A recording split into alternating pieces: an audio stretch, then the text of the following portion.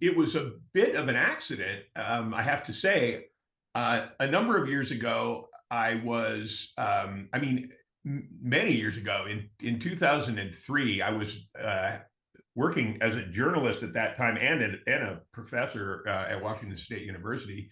But I had been writing narrative history and also doing journalism, covering extreme adventure sports in real time, like these races that took place in wild, far-flung places all over the world. And they were being televised at that time by Mark Burnett, who created Survivor. And before that, he had a show called Eco Challenge. And so I got on this wild ride where I was following these racers all over the world. And it culminated in an event in Greenland, of all places. And I was actually covering a blind adventurer named Eric Weinmeier, who was racing in this week-long race. And during the time I was there, I met this Norwegian woman who handed me a book called The First Crossing of Greenland by Fridtjof Nansen. And my father had introduced me. He was a Nordic ski champion in the United States, and he competed in the Winter Olympics in 1956. It's another wild story, but he had also told me when I was young about Scandinavian explorers and stuff. And so when I read this book, First Crossing of Greenland, and also my trip to Greenland, I just became kind of mesmerized by these Arctic explorers, in the late 19th century, early 20th century, and even earlier, who had just done these amazing, difficult things. And so I wrote a book called Labyrinth of Ice, which is about the Greely expedition. And then I followed that up with a book called Empire of Ice and Stone, about this Karluk expedition that took place in above Alaska. And during that research, I bumped into this article about this guy named Walter Wellman, who had attempted in the early 1900s to fly dirigibles to the North Pole. But I was so focused on the book that I was writing that I just shelved that into a folder, and was like, I got to read this sometime.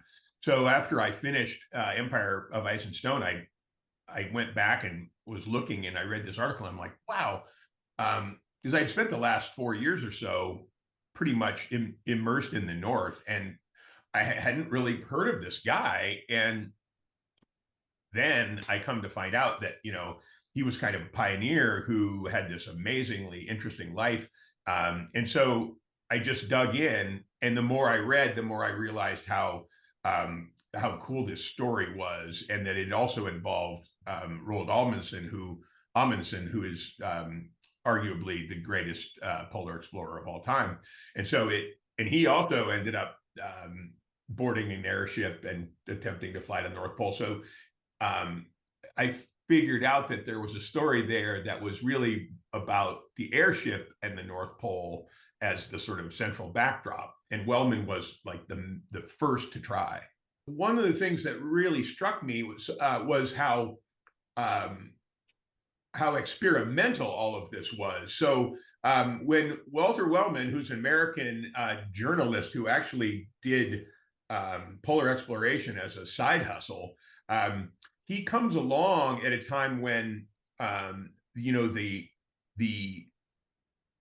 hydrogen balloon, hot air balloons, had been around for a while, but he was the first to decide, well, what if we put a motor on one of these and try to, direct it, propel it, which is a very dangerous proposition, because you're adding, you're adding a motor to flammable hydrogen. And it's a good question because, there were dirigibles, airships, like toggle between the term dirigible and airship, or blimp, we now say. And there's all sorts of technical differences, but they don't so much matter for this conversation.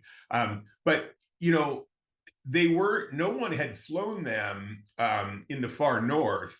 So there were a lot of questions about how they would behave. And I wanted to add that one of the really cool things about Realm of Ice and Sky is that at the moment that Walter Wellman is attempting 1906 and 7 to fly airships to the North Pole, this is right at the time when, a couple of years, 3 years after the Wright brothers have tested the first airplanes at Kitty Hawk. So you've got this real question about whether airships, which have greater payload capacity, they can carry a bunch more, and they're at this point they've been able to go much farther. So the Wright brothers airplanes are flying a few hundred feet in 1903, and airships are flying for hours and many miles.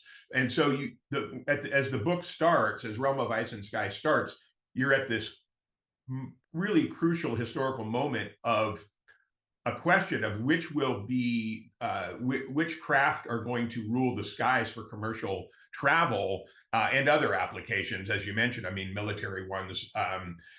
And it's really an open question. And so part of the subtext of this book is like, are airplanes or airships going to conquer the skies? And not only that, conquer the poles. I've been very fortunate because in all the Arctic books that I've written, I've relied heavily on journals, diaries, notebooks that were retained. And so there's incredible archival materials. In the case of Realm of Ice and Sky, I mean, the central figures in this book are Walter Wellman, Roald Amundsen, and this Italian airship designer named Umberto Nobile. And all of them wrote, Wellman was one of the most famous journalists in America at the time. So he was writing articles about his expeditions. He was, and as were the other members of his crew. And in Wellman's early days of these flights, there were only like three to four members on the airship. First of all, there weren't that many people willing to hop onto an airship that's never flown before and head toward the North Pole. What could go wrong, But yeah, it's really amazing how much material is retained. And so one of the great joys is like scouring all of these of their diaries, ship's logs, pilot books, and then in many cases they record. A lot of the expeditions were scientific in nature, so they've got equipment to record barometric pressure, wind speeds, weather, and so it really allows me as the author to recreate